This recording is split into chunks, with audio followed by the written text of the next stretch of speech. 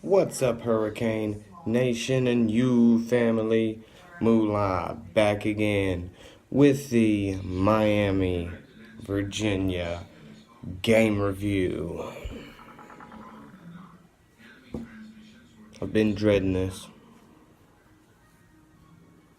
Really ain't been wanting to do this video, but with playing the game comes wins, and with playing the games come losses. And this is one of those, so let's get into it, man. Obviously, y'all know Den didn't score, man. 16-13, Virginia. But I'm going to give it to Virginia, man. Bryce Perkins, the score makes it look a lot closer than what it was, man. Our defense really kept us in the game with all the turnovers. Bandy had 2 picks. Red Wine had a pick himself. Really, the turnovers is what kept us in the game, but what made us not being able to pull a win out of that game is getting the points off of those turnovers like we've been able to do previously all season. Now, what Coach Mark Richt was thinking, making the decisions to continuously go for it on 4th down, I still don't understand it. I see no need to have to go for it.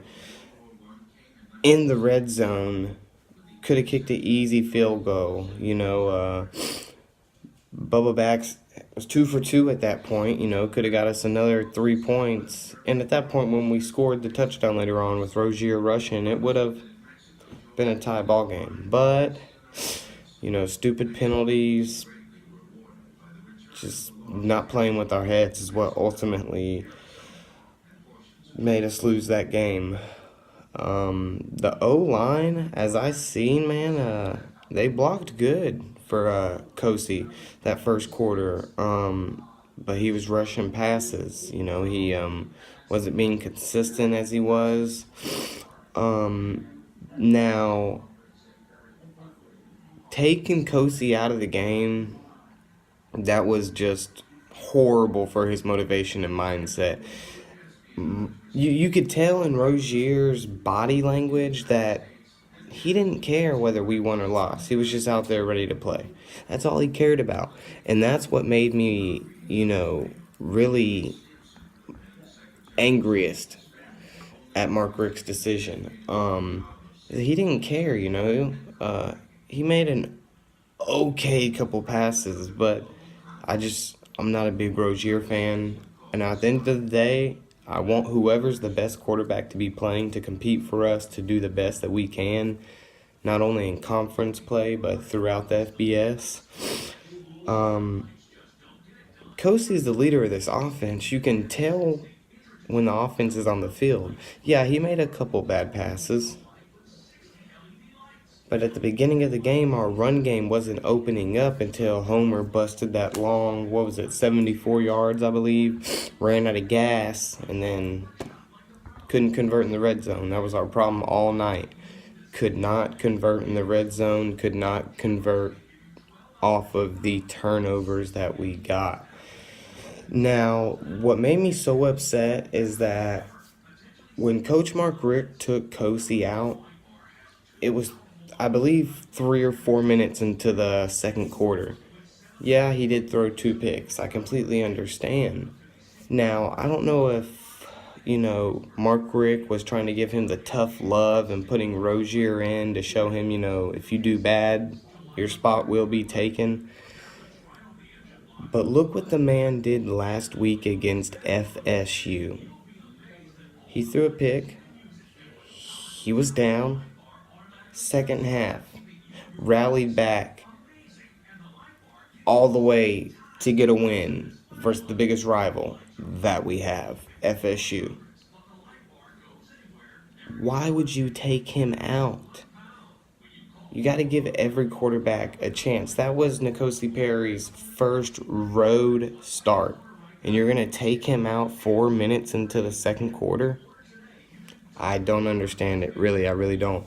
Now, the defense, like I said, is the only reason that the score was as close as it was. We were led with Pickney. He had 5 tackles, 1.5 sacks, and he was followed up by Quarterman, who had 4 tackles and 1 sack, and Joe Johnson with 4 tackles, and Garvin still had 1.5 sacks, but he wasn't as big of an impact in this game as he previously was.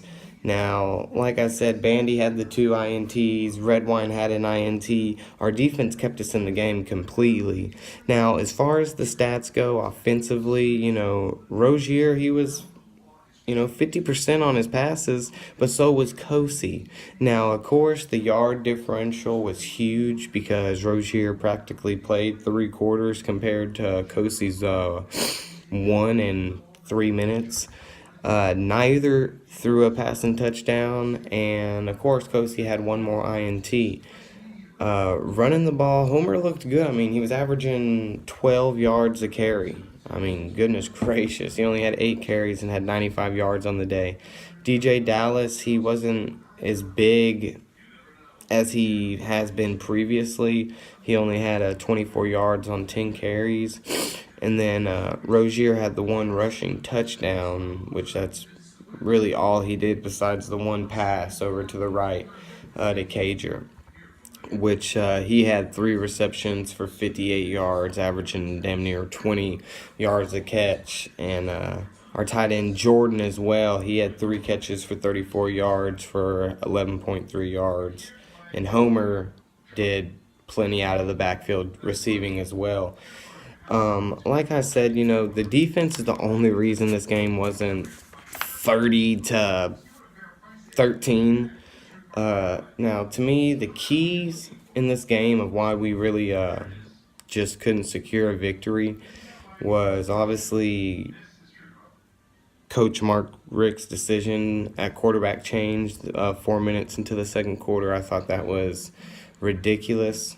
I did not like it and did not agree with it whatsoever, and obviously you can tell it didn't pay off. The meaningless 4th down attempts, don't understand it.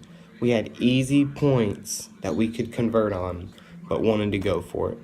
I'm not going to lie to you, I don't know the exact number, but I know that we at least went for it at least 3 times and didn't convert any of them. So meaningless 4th down attempts that we could have either punted and gave them horrible field coverage, or could have kicked a field goal and at least had points off the drive. Now, not converting in the red zone when we were in it, we couldn't convert, period. Travis Homer's run got us all the way down into the red zone, couldn't convert. A couple of the INTs got us into the red zone, couldn't convert. And then, like I said, not getting points off those takeaways, that ultimately is what sealed the deal for us, man. Now, what I do want to ask everybody that's tuning in, watching, what was your opinion on Coach Mark Richt's decision to bench Kosi? I really want to know if I'm being biased towards this just because I'm a, Kosi fan, been following him for a couple years, or if it's, really the decision that ultimately lost the game like I feel like. Just leave your comments, post, let me know what you think about that, as well as the 4th down attempts that we just were taking for no absolute reason. Yeah, man, I appreciate everybody tuning in. Also want to give a big shout out to everybody on the Hurricane Page fan group on Facebook that took the time to send prayers in to my grandmother, who's having a great, speedy recovery in the critical care unit. Thank you to everybody that sent out prayers, man. It's very, very well appreciated from the Hurricane family, man. Stay tuned in. ACC Elite. Here on Thursday, we're going to be doing the game preview this week.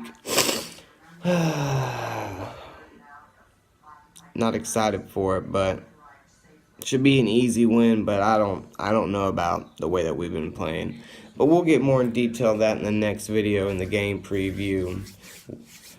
with Miami and BC. So y'all have a blessed day, Hurricane family. You Nation. Like, post, subscribe, share. Do what you do. Get at me. Move.